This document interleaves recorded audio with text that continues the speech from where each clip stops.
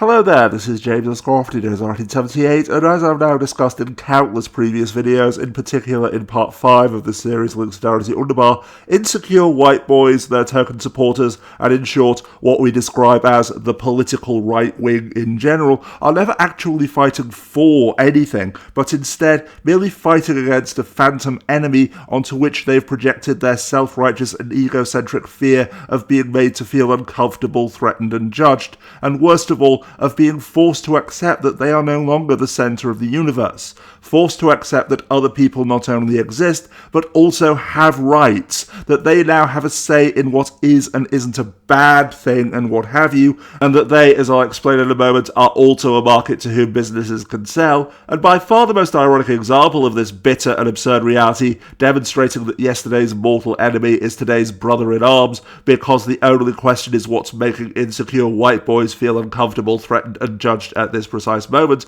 is the shrinking group of insecure white boys and token supporters who still describe themselves as hashtag real gamers and claim to be defending gamer culture, labouring under the self-righteous and elitist conceit that they decide what gaming culture is and who is and is not a part of it, and still playing the persecuted victim because 30, 20 and even 10 years ago, the group who legitimately described themselves as gamers because they were people who played video games in a world in which doing so was still a niche minority hobby, were in fact a marginalised and demonised other who the self-proclaimed guardians of society blamed for school shootings and other evils and sought to eliminate by banning violent video games. But then over time, the gamers won, and as I explained in part 5 of this video series, that was the worst thing that could possibly have happened to the insecure white boys and token supporters who still describe themselves as hashtag gamers, because like all insecure white boys and token supporters,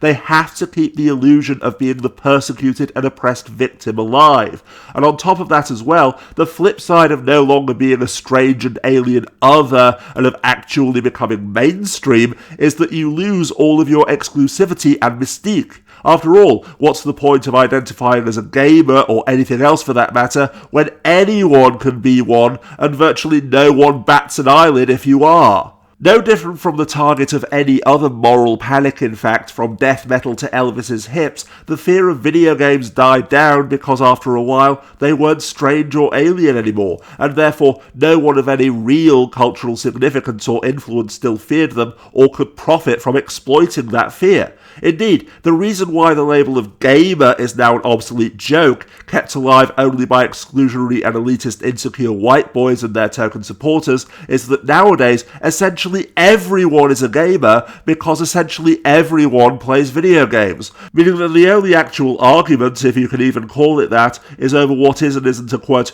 real video game, and thus who is or isn't a hashtag real gamer, with the entire basis of Gamergate supposedly demanding ethics in video games journalism being the disgustingly arrogant, self-righteous and self-serving conceit that since they were the only hashtag real gamers and what they liked were the only genuine video games, lesbian walking simulators receiving good reviews and studies finding that more than half of all gamers are female must be part of the evil, lefty, feminazi SJW conspiracy to destroy hashtag gamer culture, meaning insecure white boys, self-righteous elitism and entitlement, just as Subway selling halal sandwiches and Greg's the Baker selling vegan sausage rolls alongside traditional sausage rolls as a vegan alternative must be part of a vast global conspiracy to impose Sharia law and persecute and oppress anyone who eats meat, because it can't possibly be that Muslims, vegans, and people who like, play, and thus buy other types of video games exist, and that businesses can make more money by creating products for and marketing to them, can it?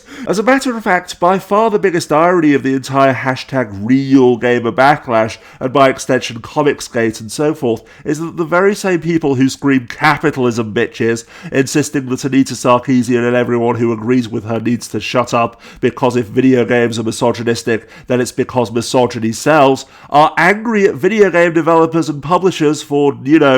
doing capitalism, convincing themselves that somehow it isn't real capitalism, because just like real democracy and what have you, real capitalism only serves them. And so therefore, as I say, the entire premise of Gamergate was that an evil leftist SJW feminazi conspiracy must have infiltrated games journalism as part of a global thrust to deceive us all into accepting hashtag diversity, just as an evil leftist Muslim Jewish Negro conspiracy infiltrated American politics to impose a communist Muslim Kenyan dictator upon the United States. Indeed, as Innuendo Studios explains in his two most recent video links down as the underbar, for all of their talk about the free market, individual responsibility, individual freedom, and on and on and on, these are merely buzzwords, and in reality, all of what we describe as right-wing ideology, philosophy, and policy is nothing but a rationalization and defense of the status quo, for the simple reason that the existing hierarchy is the one in which we were raised,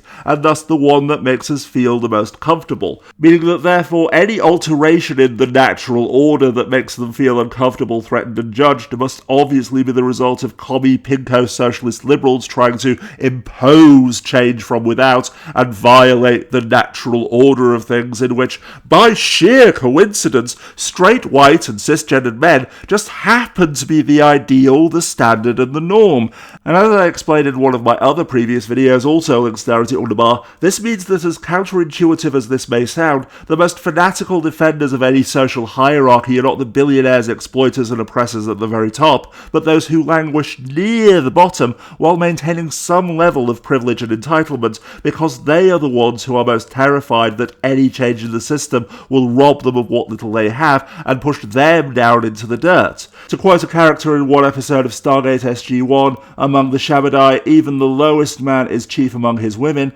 leading to the bizarre paradox of impoverished white people who've been beaten down and exploited their entire lives, actively praising and defending billionaires along with the corrupt and exploitative system that created them, because no, it was the coastal and globalist elites, meaning Jews, who've oppressed and exploited them for all of these years, while Trump, on the other hand, is a man of the people, and his massive tax cuts and deregulation for the sole benefit and enrichment of millionaires, billionaires, and corporations, along with his attempts to repeal Obamacare and slash Medicare and Medicaid, are fighting for the forgotten men and women of America.